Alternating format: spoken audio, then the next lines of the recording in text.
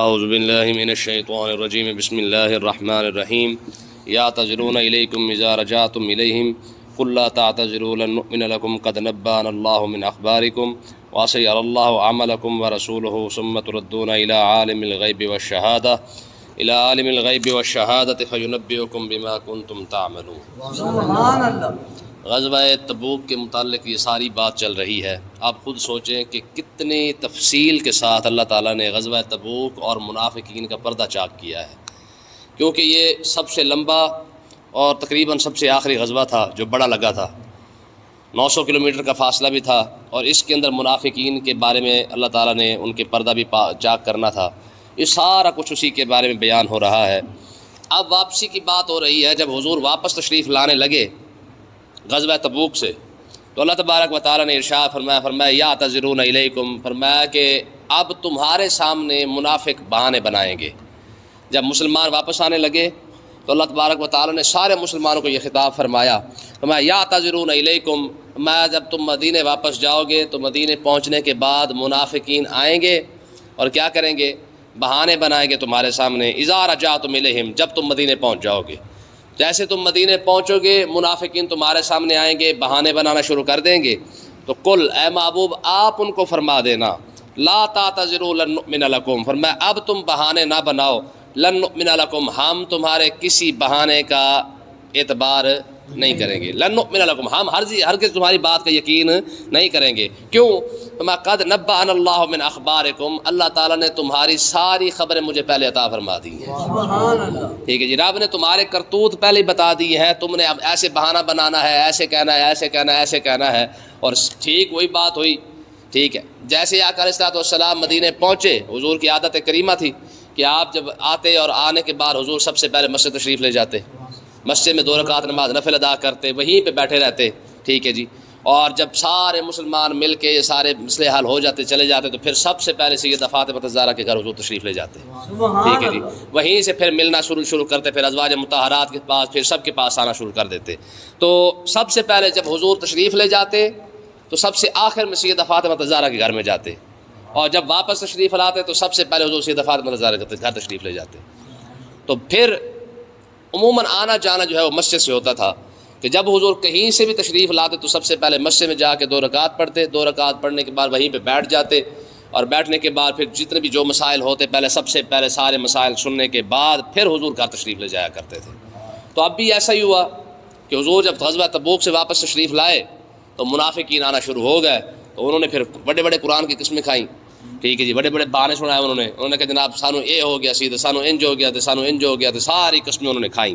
ٹھیک ہے، تو اللہ تبارک و تعالیٰ نے ارشاد فرمایا محبوب آپ ان کو سیدھی بات کہہ دینا، لا تعتذروا، آپ تمہیں بہانے بنانے کی ضرورت نہیں ہے، قد لن نؤمن لکم، ہم تمہاری کسی بات کا یقین نہیں کریں گے۔ کیوں؟ وجہ کیا ہے؟ قد نبأنا اللہ من اخبارکم، تمہاری ساری باتیں اللہ تعالیٰ نے ہمیں پہلے ارشاد فرما دی ہیں، تمہارے بارے میں پہلے ہی بتا دیا ہے۔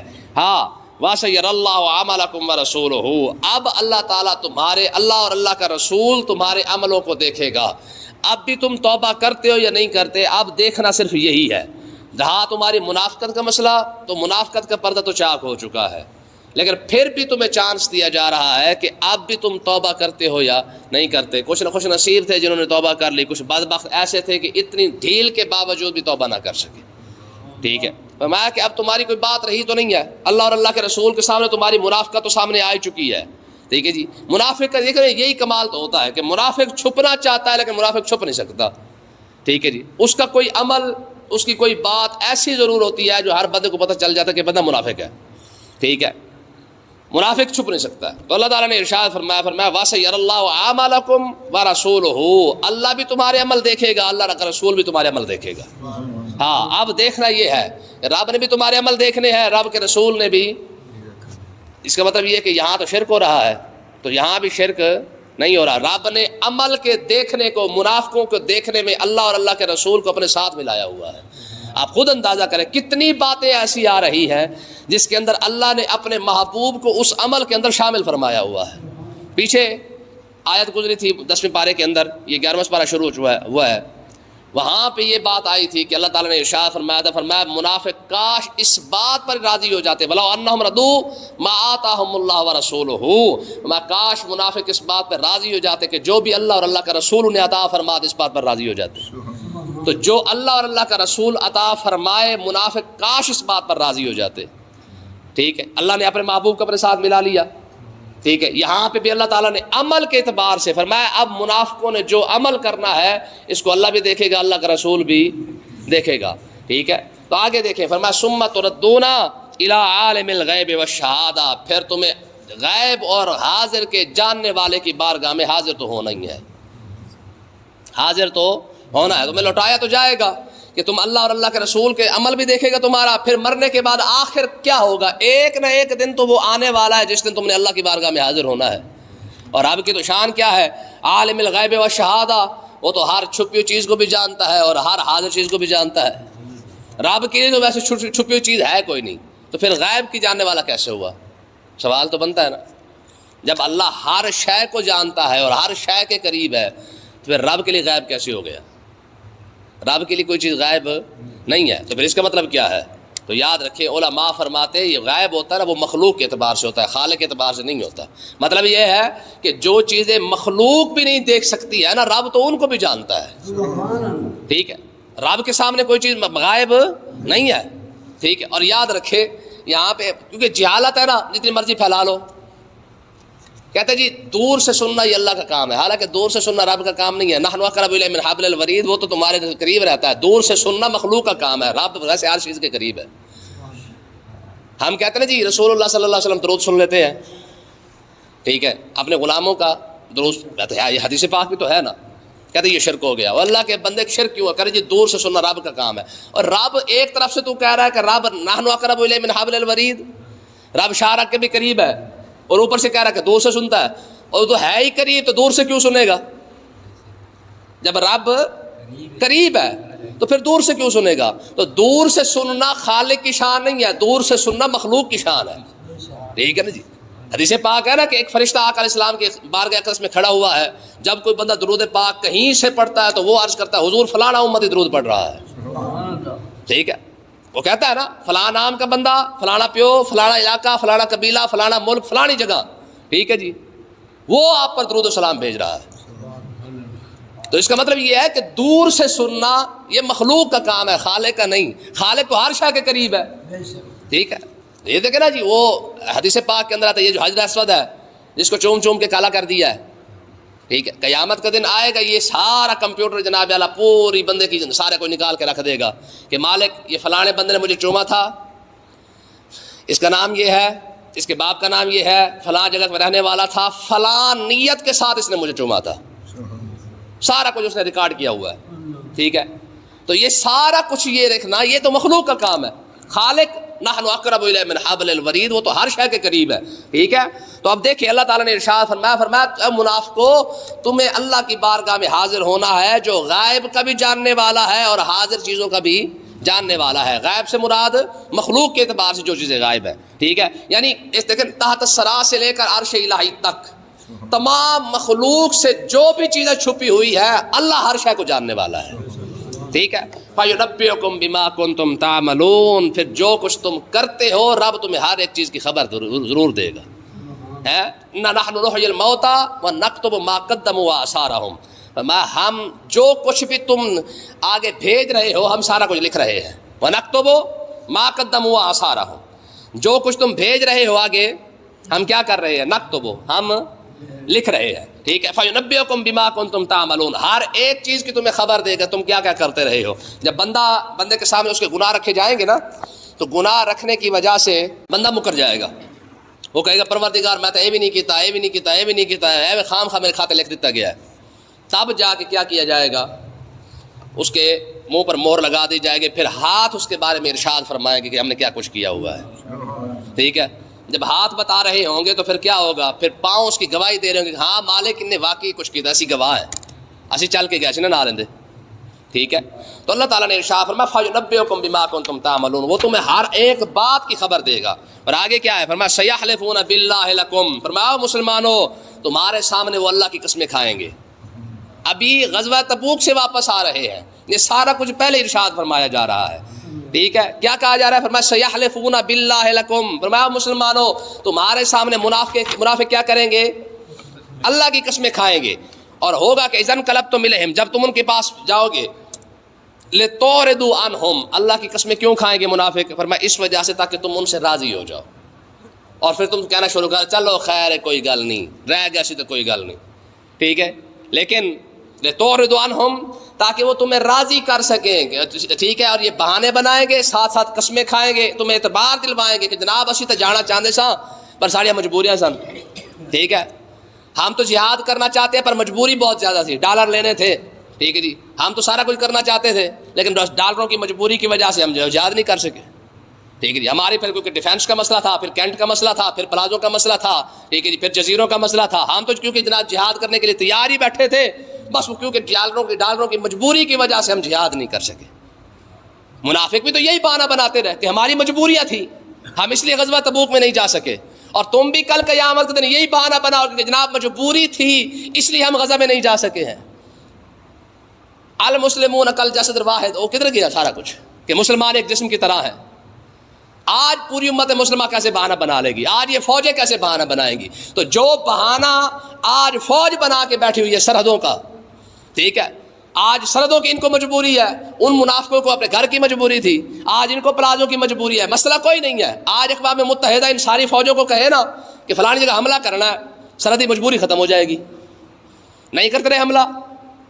ہماری فوج نیٹو کا حصہ ہے نا، ٹھیک ہے، جہاں یہ کہے وہیں پہ حملہ کریں گے. تم اس کا مطلب یہ ہے کہ تمہیں نیٹو کی مجبوری ہے، تمہیں اللہ اور اللہ کے رسول کی مجبوری نہیں ہے، تمہیں مسجد اقصیٰ کی مجبوری نہیں ہے، ٹھیک ہے. قیامت کا دن اس کا جواب تو دینا پڑے گا نا کہ جناب نیٹو کی مجبوری تھی کہ جہاں نیٹو نے کہنا وہاں پہ تم نے پہنچنا ہے، تمہیں میری مجبوری نظر کیوں نہیں آئی؟ فَيُنَبِّئُكُم بِمَا كُنتُمْ تَعْمَلُونَ، رب تمہیں خبر تو دے گا کہ تم کتنی مجبوریاں دکھاتے رہے. ہاں دیکھیں، میں مسلمانوں کو کہا جا رہا ہے، میں مسلمانوں خبردار ان سے راضی نہ ہو جانا ہے. فَأَعْرِضُوا عَنْهُمْ، ان کے ساتھ تعلق نہیں رکھنا ہے، ان کے ساتھ اٹھنا بیٹھنا نہیں ہے. یہ لفظ ہے. اور 11ویں پارے کی دوسری آیت ہے، میں محبوب یہ سیحلفون باللہ لکم، یہ تمہارے سامنے اللہ کی قسمیں کھائیں گے جب تم واپس جاؤ گے. لتوردوا عنہم، یہ تمہیں راضی کرنے کی کوشش کریں گے. فاعرضوا عنہم، ان سے راضی نہیں ہونا ہے، ان سے منہ پھیر لینا ہے، ان کے ساتھ اٹھنا بیٹھنا بھی نہیں ہے، ان کے ساتھ تعلق بھی نہیں رکھنا ہے. انہوں نے جہاد کو چھوڑ دیا ہے. تو اس کا مطلب کیا نکلا کہ اگر ساری سہولتیں ہونے کے باوجود اگر تم جہاد نہیں کر سکے تو پھر تمہاری مسلمانوں کے دل میں کوئی عزت نہیں ہے. سمجھ آئی کہ نہیں آئی؟ کتنی بڑی بات ہے یار یہاں پہ. تو اس کا مطلب کیا نکلا کہ جو بندے جو طاقت ہونے کے باوجود، دیکھیں نا میں نے پہلے بھی آپ کو بتایا 10ویں پارے کے اندر یہ بات گزر چکی ہے کہ جو مجبور تھے اللہ اور اللہ کے رسول نے پہلے ہی ان کو نکال دیا ہے کہ ٹھیک ہے بھی تم نہ جاؤ. مجبوروں کو تو نہیں کہا جا رہا نا، لیس علی الضعفاء ولا علی المرضى ولا علی الذین لا یجدون ما ينفقون، کہ جن کے پاس جانے کی وہاں پر اپنا نہیں ہے وہ نہ جائیں، جو مریض ہے وہ بھی نہ جائیں، جو کمزور ہے وہ بھی نہ جائیں. اسلام نے بچے پر تو جہاد فرض نہیں کیا، اسلام نے عورت پر تو جہاد فرض نہیں کیا. اسلام نے اللہ معاف کرے کوئی نابینا ہے، کوئی لولا ہے، لنگڑا ہے، کسی بھی لحاظ سے جسمانی لحاظ سے معذور ہے، اسلام تو اس پر جہاد فرض نہیں کرتا. کن پر فرض کرتا ہے؟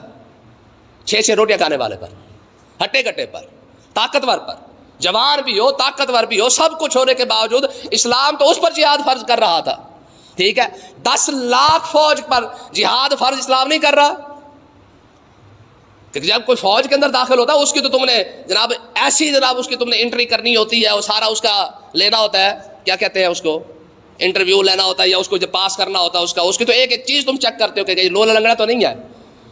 لولے لنگڑے تو ویسے فوج میں نہیں جا سکتے ہیں. تو اس کا مطلب یہ ہے کہ جتنی فوج ہوتی ہے وہ تو ساری ہٹی کٹی ہوتی ہے نا. ٹھیک ہے، اس میں تو جسمانی لحاظ سے بھی کمزوری نہیں ہوتی ہے. تو جہاد تو فرض ہے.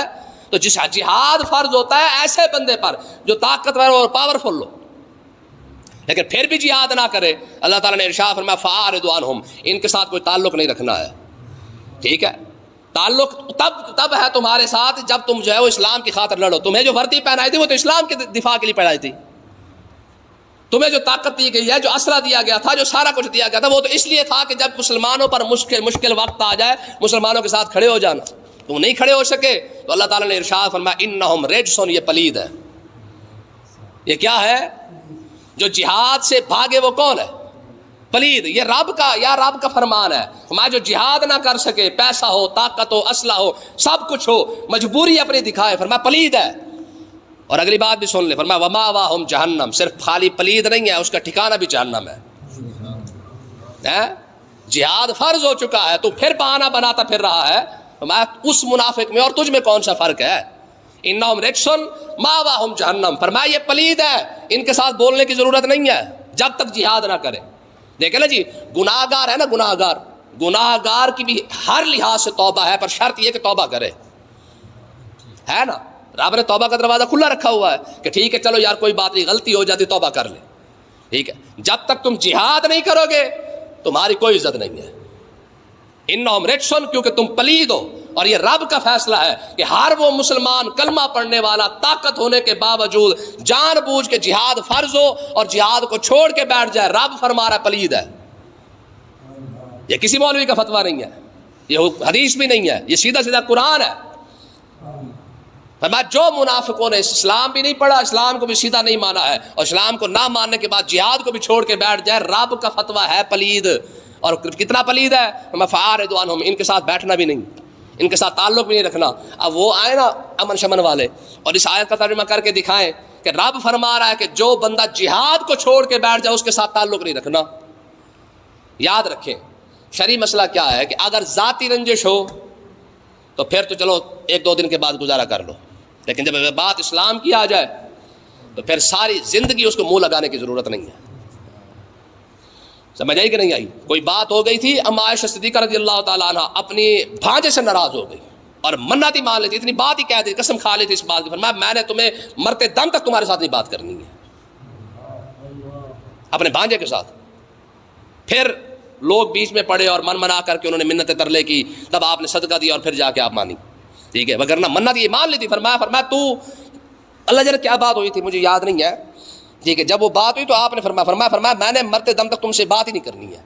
اس کا مطلب یہ ہے جب اسلام کی بات آ جائے تو پھر کسی کے ساتھ کوئی تعلق نہیں دیکھا جائے گا، پھر یہ فتویٰ نہیں دیکھا جائے گا یہ 3 دن کے بعد بول لیا جائے، ٹھیک ہے. جب اسلام کی بات ہے کہ تو اسلام کے لیے جو پھر بندہ ہمیشہ کے لیے بھی حرام ہو سکتا ہے.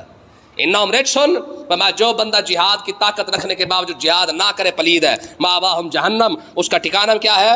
جہنم ہے. جزاء بما کانوا یکسبون، یہ کمائی کا بدلہ ہے جو انہوں نے کمایا نا، گھر بیٹھے رہے، یہ اس کمائی کا کیا ہے؟ بدلہ ہے. اور جب بدلہ ہے تو پھر اپنے بدلے کا جو ہے وہ گزارا کرو. پھر یحلفون لکم لترضوا عنہم، فرمایا مسلمانوں وہ قسمیں کھائیں گے تمہیں راضی کرنے کے لیے. فإن ترضوا عنہم، اگر تم ان سے راضی ہو بھی گئے، ان کی قسموں پر آ بھی گئے، ان کا اعتبار کر بھی لیا، وہ ایک پریس کانفرنس کریں گے اور تم اس پر مان جاؤ، ہاں جی واقعی بڑے مجبور ہے جناب، تمہارے سامنے وہ مجبور بن کے دکھا بھی دیں، 70-75 سال سے بن کے دکھا نہیں رہے، اگر تمہارے سامنے وہ مجبور بن کے دکھا بھی دے جی ساڑی فلانی مجبوری تھی، فلانی مجبوری تھی، فلانی مجبوری ہے، فإن اللہ لا یرضا، تم ان سے راضی ہو بھی جاؤ تو اللہ ان سے راضی نہیں ہوگا. عن القوم الفاسقین، کیونکہ نافرمان قوم ہے، ٹھیک ہے. تو وہ بندہ جو جہاد کر سکنے کے باوجود جہاد نہ کرے، فرمایا کہ اے مسلمانوں تمہیں وہ راضی کر بھی لے لیکن رب کو راضی نہیں کر سکے گا. فإن اللہ لا یرضا، رب اس سے راضی نہیں ہوگا. کیوں؟ کیونکہ تمہارے سامنے بہانے چل سکتے ہیں، رب کے سامنے بہانے کیسے بنائیں گے؟ انہ علیم بذات الصدور، کیونکہ رب تو سینوں کے راز بھی جانتا ہے نا. رب تمہارے بہانے تو جانتا ہے نا کہ تم کتنے بہانے بنا لو گے. آج OIC بہانہ بنا لے، پاک فوج بہانہ بنا لے، دنیا جہان کی جتنی فوج مسلمانوں کی ہے جتنے مرضی بہانے بنا لے، وہ مسلمانوں کے سامنے تو بہانے بنا سکتے ہیں، رب کے سامنے جا کے کیسے بہانے بنائیں گے؟ فرمایا فإن اللہ لا یرضی عن القوم الفاسقین، فرمایا ایسی قوم کے ساتھ رب راضی نہیں ہوگا جو جہاد کو چھوڑ کے بیٹھ جائے، کیونکہ رب سینوں کے راز بھی جانتا ہے. اللہ پاک سمجھنے کی توفیق عطا فرمائے.